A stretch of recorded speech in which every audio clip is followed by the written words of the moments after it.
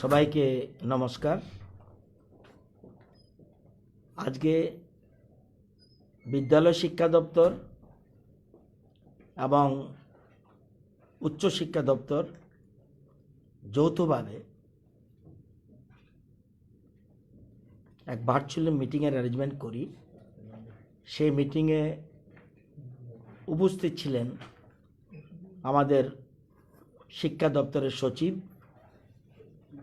ছিলেন director higher এডুকেশনের director, বিদ্যালয় শিক্ষা দপ্তরের ডাইরেক্টর, এমবিবি ইউনিভার্সিটির ভিসি এবং স্বাস্থ্য দপ্তরের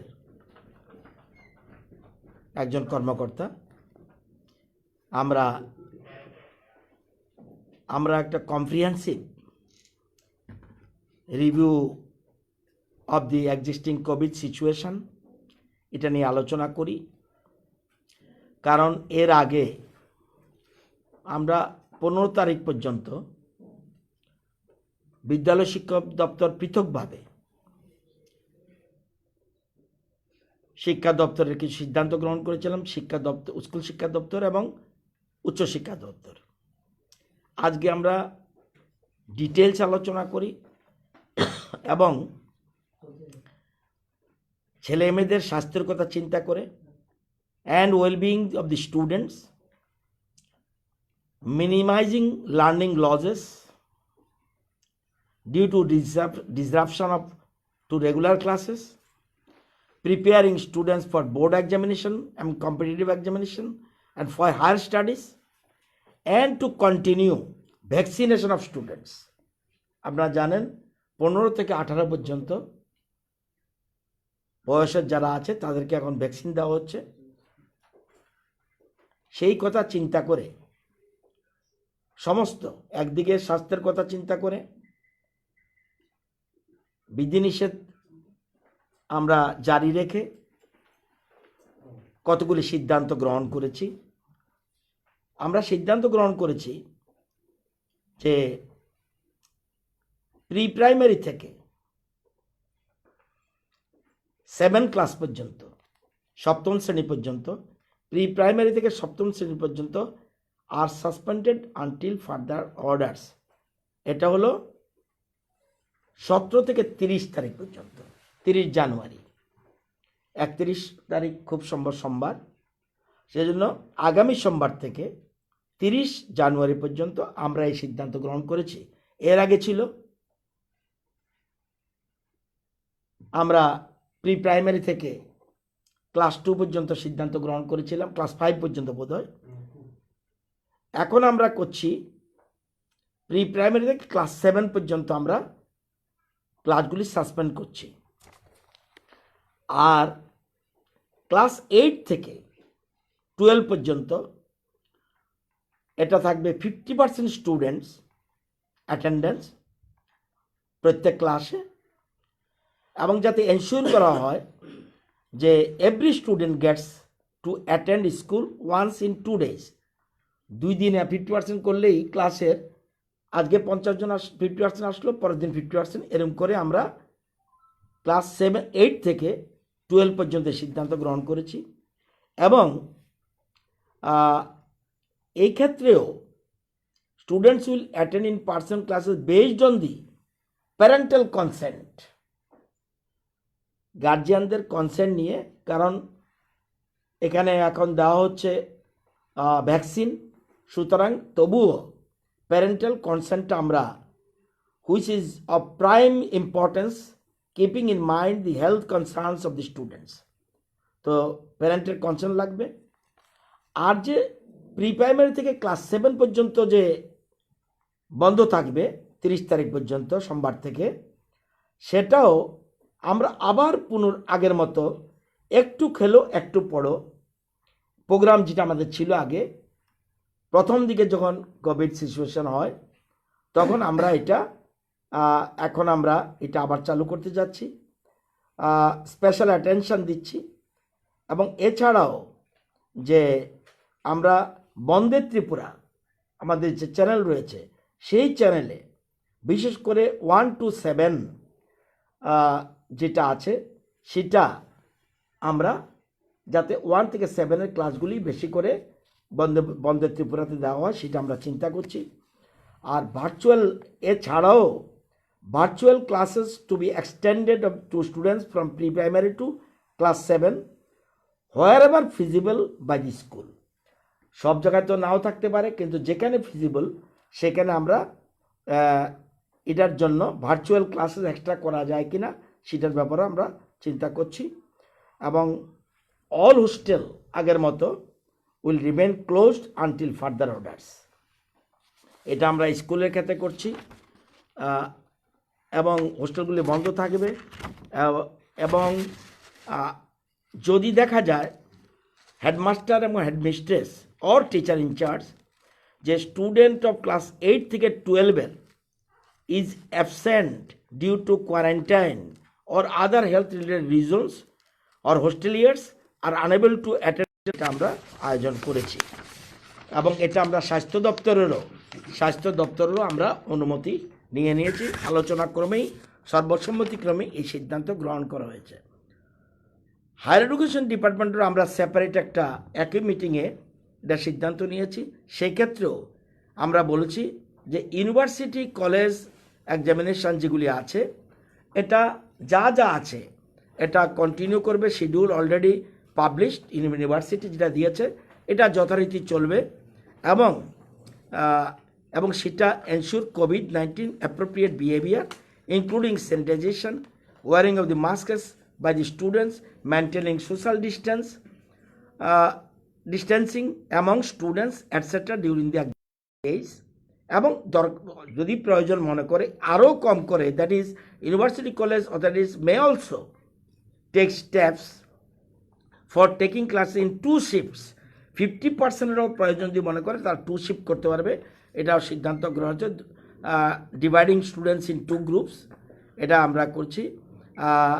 এবং যেখানে স্টুডেন্টস যারা আসতে পারবে না, যদি না আসে তাদের ফিজিক্যাল ক্লাসেস যদি না আসে to various reasons like quarantine, all university college authorities would arrange extra classes through virtual mode to fill the class. এই সিদ্ধান্তটা আপ টু 30 জানুয়ারি পর্যন্ত এটা থাকবে এবং সেখানে registrar Tripura university, এমবিবি university, NIT, Agartala and ICFA University and other private colleges are requested to follow the above guidelines in connection with the continuation of classes.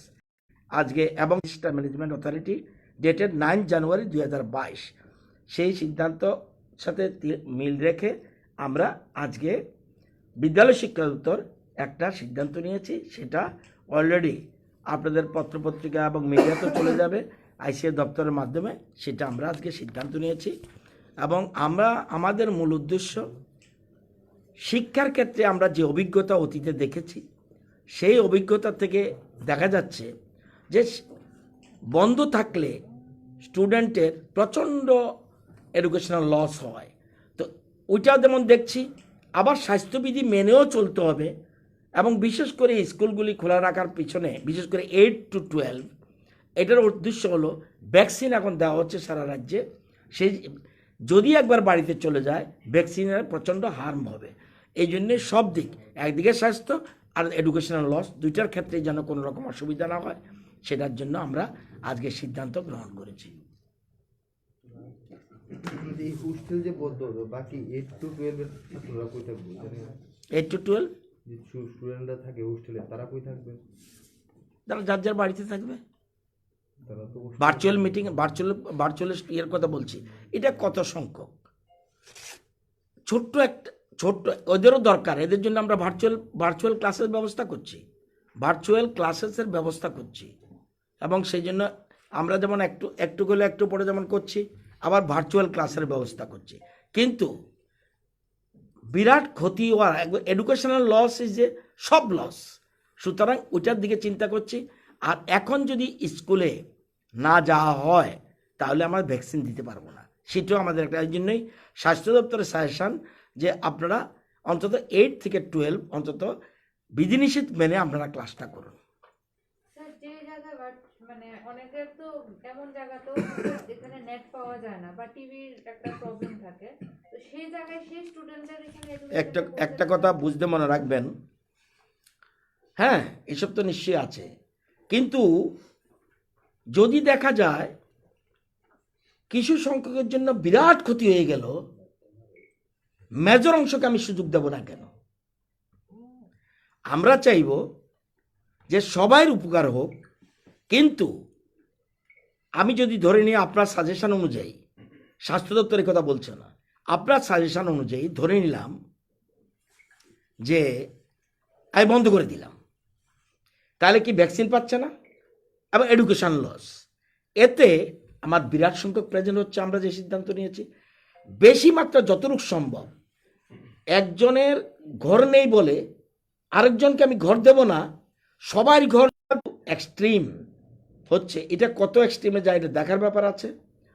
এবং আমরা তথ্য নিয়েছি যে এই যে শিশুদের ক্ষেত্রে খুব বেশি এফেক্ট হচ্ছে না, তবুও আমরা এই জন্য প্যারেন্টাল কনসেন্ট রেখেছি। কিন্তু প্যারেন্টাল কনসেন্টের কথা বলে আমি যদি সব বন্ধ করে দিই, আমার কিন্তু লকডাউন হয়নি। যেহেতু লকডাউন হয়নি, আমি কোন অজুহাতে স্কুল বন্ধ করব? সবার কথা চিন্তা করতে হবে। আমি দেখব শিক্ষাক্ষেত্রে যে ক্ষতি হয়েছে গত 1.5-2 বছরে, এই ক্ষতি যেন মেজর ক্ষতি না হয়। ক্ষতি হয়েছে, আরও ক্ষতি হোক, এটা তো হতে পারে না। ধরুন, এই জন্য উদাহরণ দিলাম আপনাকে, ধরুন আপনি বলছেন, ধরুন আমাদের গ্রামে 5টা ছেলে লেখাপড়ার ক্ষতি হলো, আমি যদি 5টা ছেলেকে দিতে পারলাম না, এই জন্য দুঃখিত, কিন্তু 95 জনকে দেব না, এটা তো গ্রাউন্ড হতে পারে না। সেজন্য যত বেশি পারা যায়, যত, এই যে আমরা জানি না এই কোভিডের কারণে ক্ষতি হচ্ছে, সবারই ক্ষতি হচ্ছে, আপনারাও যেতে পারছেন না, 9টার পরে কারফিউ, তো এগুলি চিন্তা করেই আমরা এই সিদ্ধান্ত গ্রহণ করেছি। একদিকে এডুকেশনাল লসের কথা চিন্তা করেছি, সাথে সাথে স্বাস্থ্যবিধিও যতটুকু সম্ভব অ্যাডজাস্ট করার, মিনিমাইজ করার। এই জন্য আমাদের সার্কুলারেও মিনিমাইজের কথাটা উঠেছে, মিনিমাইজ করতে হবে। এবং আমি যদি বন্ধ করে দিলাম, এবার ভ্যাকসিন যে জিনিসটার জন্য খুব ইম্পর্টেন্ট, ভ্যাকসিনটা আমি কোথায় দেব? সে তো আসবে না, সে তো হাসপাতালে নাও যেতে পারে। এই জন্য একদিকে চিন্তা করে নিচের ক্লাসগুলিকে অ্যাভয়েড করে উপরের ক্লাসটা আমরা, কারণ আপনি বলছেন যেমন উপরের ক্লাসটা আমরা কেন করছি, যারা আগামী দিনে মাধ্যমিক দেবে, আমি এই জন্য 7 থেকে বাদ দিয়েছি। মাধ্যমিক যারা দেবে তাদের এখন খুব গুরুত্বপূর্ণ। 8-এ যারা পড়ছে তারা কিন্তু অলরেডি 9-এ উঠবে, ইট ইজ ইম্পর্টেন্ট। এবং যারা 11-এ পড়ছে, মাধ্যমিক দেবে, 12 দেবে, তাদের ইম্পর্টেন্ট। এই জন্য সবটা যতটুকু মিনিমাইজ করা যায় ততটুকু আমরা মিনিমাইজ করছি। এটা এখনো এটা সম্বন্ধে কোনো সিদ্ধান্ত হয়নি। এটা আমরা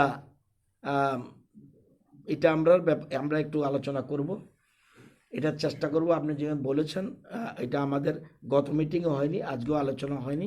এটা একটা ভেরি গুড পয়েন্ট। এগুলো আমরা চেষ্টা করছি আলোচনা করে, যদি সম্ভব হয় 2-1 দিনের মধ্যে এটা সম্বন্ধে সিদ্ধান্ত দিয়ে দেব।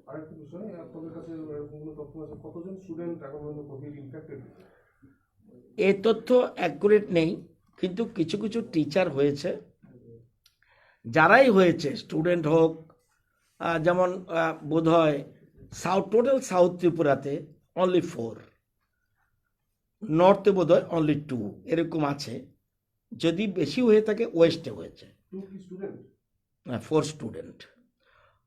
এই জন্যে সেই জন্য আমরা এটা মেনে, কিন্তু মনে রাখতে হবে টিচাররাও এফেক্টেড হয়েছে। তো যারা এফেক্টেড হবে তাদের তো আমরা আগেই বলেছি যে ধরুন কোনো স্টুডেন্ট এফেক্টেড হয়ে গেল, সাথে সাথে হোস্টেলের ব্যবস্থাও রাখছি, এখানে আছে, সেখানেও আমরা তাদেরকে কোয়ারেন্টাইনে রাখতে পারবো। এসব চিন্তা করে সব দিক বিবেচনা করে এটা করেছি।